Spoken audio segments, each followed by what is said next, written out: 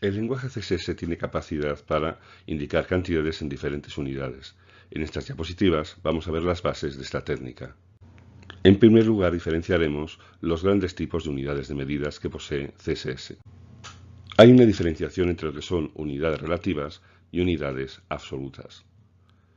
Las unidades absolutas, en teoría, son aquellas cuya medida no depende de ningún aspecto. En ese sentido, en teoría, su tamaño es predecible y exacto. Por ejemplo, si indicamos un tamaño de letra de 1 milímetro, esa letra en cualquier dispositivo sería exactamente igual, puesto que 1 milímetro es una medida muy absoluta. Pero la realidad es que eso depende del dispositivo, porque hay pocos dispositivos que tienen capacidad de medir en milímetros. La medida absoluta, por excelencia, en el mundo de las pantallas, es el píxel, y el tamaño de un píxel depende totalmente de los dispositivos. Dispositivos con más resolución tienen píxeles más pequeños, y dispositivos con menor resolución tienen píxeles más grandes, con lo cual el mismo tamaño de letra sale más grande o más pequeño dependiendo de este dispositivo. Las relativas, sin embargo, dependen de un tamaño base. Su tamaño es proporcional a este. En el caso más extremo, una unidad relativa dependería incluso del tamaño de la ventana. La gracia de estas unidades es que se adaptan al dispositivo del usuario, con lo cual es menos predecible su tamaño exacto. Hoy en día, las técnicas de creación de páginas web utilizan una técnica conocida como Responsive Design, en el que el diseño se adapta al dispositivo, lo cual es lógico puesto que los usuarios tienen dispositivos muy dispares para poder ver páginas web. A la hora de indicar unidades absolutas, CSS nos permite utilizar las siguientes: IN para las pulgadas, CM para el centímetro, MM para los milímetros. Todas ellas tienen sus matices, puesto que, como os he dicho antes, no son exactas. PT para el punto, PC para pica y PX para el píxel. Las unidades relativas de CSS son las siguientes. Una de las más usadas es EM. Cuando indicamos, por ejemplo, como medida 2EM, aplicado a un tamaño de letra, que es cuando más se usa, lo que estamos diciendo es que esa letra ocupará el doble del tamaño normal, tomando como referencia la M mayúscula. Hay que tener en cuenta que es una unidad relativa al contenedor, es decir, si por ejemplo aplicamos al elemento H1 un tamaño de 2M, el tamaño de la letra será muy grande, el doble de lo normal. Sin embargo, si a un elemento de tipo P le hacemos lo mismo y le aplicamos 2M, será el doble de lo normal, pero con respecto a cómo solía ser en los elementos de tipo P, que son más pequeños que los H1. Otras medidas relativas muy parecidas son EX, que toma como referencia la X minúscula, y CH, que utiliza el 0. El tanto por ciento es una medida relativa que no se suele utilizar con tamaños de letra, pero sí con anchuras y con alturas, de tal manera que si indicamos 50%, lo que estamos diciendo, si por ejemplo lo hemos aplicado a la anchura de un elemento, es que la anchura de ese elemento ocupará la mitad del tamaño de su contenedor. Finalmente, hay una medida relativa muy interesante que es rem. Utilizando el mismo ejemplo de antes, si se lo aplicamos, por ejemplo, a un elemento de tipo H1, aplicamos 2 rem, el tamaño de la letra será el doble con respecto a lo normal. Pero lo interesante de este tamaño relativo es que si hacemos la misma medida para P, el tamaño será exacto, porque en este caso como referencia no toma el tamaño de su contenedor, sino que toma una letra base absoluta. Las pantallas de alta resolución y baja resolución dan resultados muy dispares en los dispositivos de los usuarios.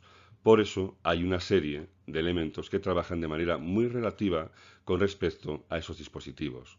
No tienen en cuenta el tamaño en píxeles, sino que en este caso utilizan anchura relativa. De tal manera, por ejemplo, que la unidad relativa VW lo que hace es colocar un tamaño que se corresponde aproximadamente al 1% de la anchura del dispositivo. El viewport es la parte visible de ese dispositivo. Es decir, si a una letra le ponemos un tamaño de 1% en VW, significa que en horizontal cabrían 100 letras.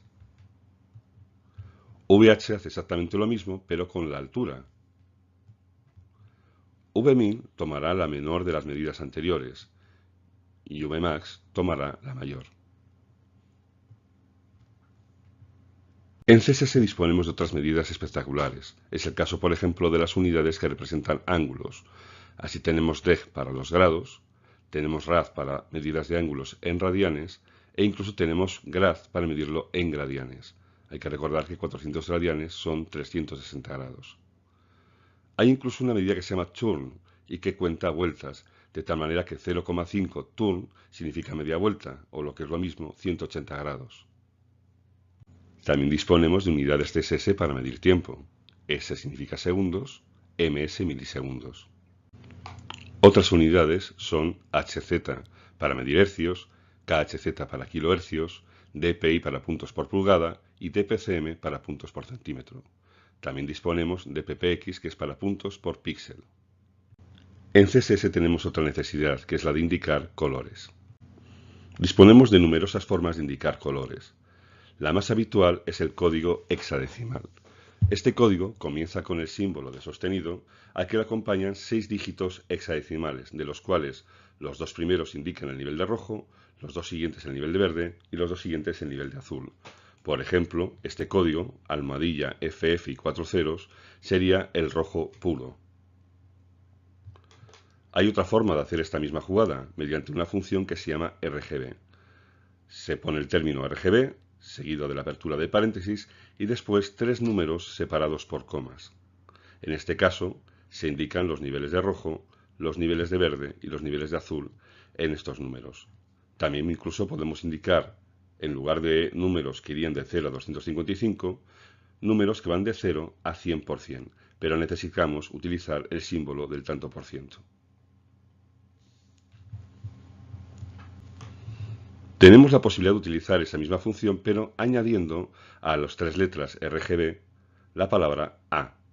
Este cuarto valor indica transparencia, con lo cual, si utilizamos en nuestra página web capas que se ponen una encima de la otra y a una de esas capas aplicamos un color con esa transparencia, veríamos al trasluz la capa que está debajo. También disponemos de formas más avanzadas de indicar colores. Es el caso de los niveles HSL, basados en niveles de tono, saturación y luminosidad presentes en muchos softwares de diseño gráfico. Como ocurría con RGB, disponemos de HSLA, donde podemos indicar un nivel de transparencia. También podemos indicar colores por el nombre.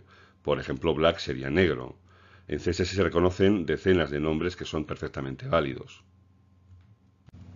La elección de colores en una página web es fundamental desde un punto de vista estético. Por eso hay numerosas páginas en Internet que nos ayudan a elegirle. Aquí tenemos una selección de todas ellas.